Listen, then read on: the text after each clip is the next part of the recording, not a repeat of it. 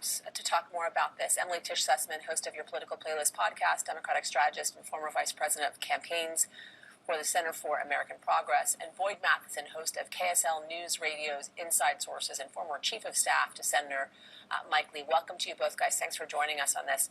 Emily, I want to start with you on this one. Senator Schumer has said failure on voting rights is not an option, but it does seem likely that all Democrats will get is a possible symbolic victory here, not necessarily to get passage of voting rights because of what Mitch McConnell has already said.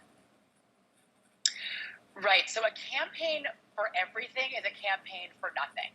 So if you're trying to pass S1, the voting rights bill, if you're trying to pass the democracy reform bill in the Senate right now, run a campaign for the votes that you don't have. Like, go specifically to the senators on the votes that you need. Know how you're going to move the legislation through so you know how many senators you need, and run campaigns in those states, in their states, their hearing from their actual constituents.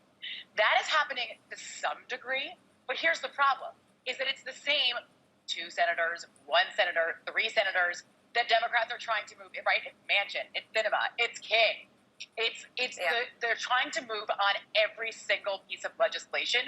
So there's a little bit of a flood of information that it's pushing back on these senators, and it's hard to break through on any of these things. But at the end of the day, what people want to see is they want to see Democrats do something. They understand that Democrats have control of the presidency and Congress, and they want to see something happen. They don't want to see it squandered. So, Boyd, what do you make of Republicans being against even Manchin's compromise here? I mean, as I mentioned, Mitch McConnell essentially saying, I've taken a look at all the new state laws. None of them are designed to suppress their vote. There is no rational basis for the federal government to take over all of American elections. Is it in the Republicans' interest to literally stop whatever it is that Biden wants to do? No, Emily's actually absolutely 100% right in terms of focus precedes success. If you want to get something done, you got to narrow in the focus and get there. And I actually think there's some interesting things happen in terms of voter rights and voter integrity. That's one of the things we know the American people want. They want to have confidence in their election. I happen to live in a state, we've been doing vote by mail, early voting for years, and it happens because we're in a state that's efficient and effective. We have great county leaders making it happen as well. And often what happens is you create these big, massive bills that make it very, very hard to get all the way through. And so, as Emily said, you end up with a very symbolic vote. I wish both sides of the aisle would say, okay, let's start with what we know we agree on. We're not nearly divided on this as a lot of folks in Washington want us to believe we are. There's plenty of things that everyone agrees on that could be done. If we didn't do it as this big, massive, omnibus-style bill. But it doesn't even seem like... But, Boyd, I got to say, it doesn't even seem like Mitch McConnell is willing to have that conversation when he doesn't even necessarily acknowledge there is anything wrong with what is happening in states like Georgia and with what is happening with the governor of Texas who's trying to get voting restrictions through. I mean, if you don't acknowledge there's a problem, how can you expect to sit across the table from someone and say, okay, let's see what we have in common? Because is there really anything in common? Are they willing to negotiate? Yeah, and I think it's a sad commentary on the leadership of the Republican Party right now in terms of making that acknowledgement, because there is a lot that everybody agrees on, and it's not just about suppression or integrity, which is what we're really all about in this. We have to get to that, and I do think Mitch McConnell is missing an opportunity to say, okay, let's start with these 3 things. We all agree on this, and we should come to the table on that. But kind of full circling it back to Emily's point, when you're dealing with all of these different issues and you're just doing these massive information campaigns, it's overwhelming to the voters, so the voters don't know what to do or what to tell their representatives. We let our elected officials off the hook, because what happens is they say, well, we're just too divided to deal with voter suppression or healthcare or immigration. And what that does is it ensures that the status quo remains, the same people stay in power, and that's really the heart of the issue of all of this.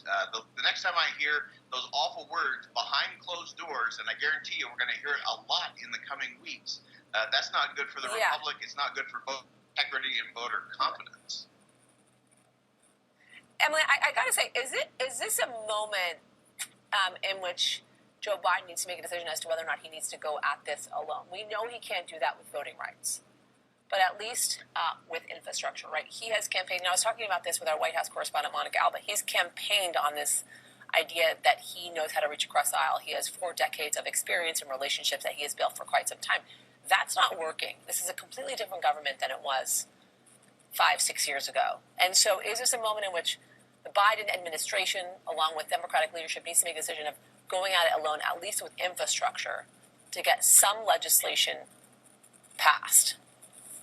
It does feel like on infrastructure they're getting close. So the reason they would be able to do that is because, according to Senate rules, if a bill is subject to the filibuster, which is most, then it would be subject to 60 votes, meaning you would need Republicans. If you can get it through the reconciliation process, meaning it needs to be economic and spending and tailored, then you can do it with 50, which the Democrats do have majority plus Harris. But that means you need every single independent, every single Democrat on board to do it. Biden really campaigned, and I do truly believe the reason that Biden ran ahead of a generic Democratic ticket this past election is because he campaigned on effectiveness and getting things done. So he does need to, again, he needs to show points on the board. He needs to show that he's actually getting it done. I think that they are getting close. He's brought in Republicans every step of the way. I think Republicans are really missing an opportunity here. Like, they know there's going to be a go it alone. And so if any of them individually want to get something in the package, now is the time to actually get your issue. Like, be that Republican to stand up there and get your issue in the infrastructure package. And I actually think both sides, Democrats and Republicans, are missing an issue that they're barely talking about. They should be more, which is paid leave, which is potentially could be in the infrastructure package.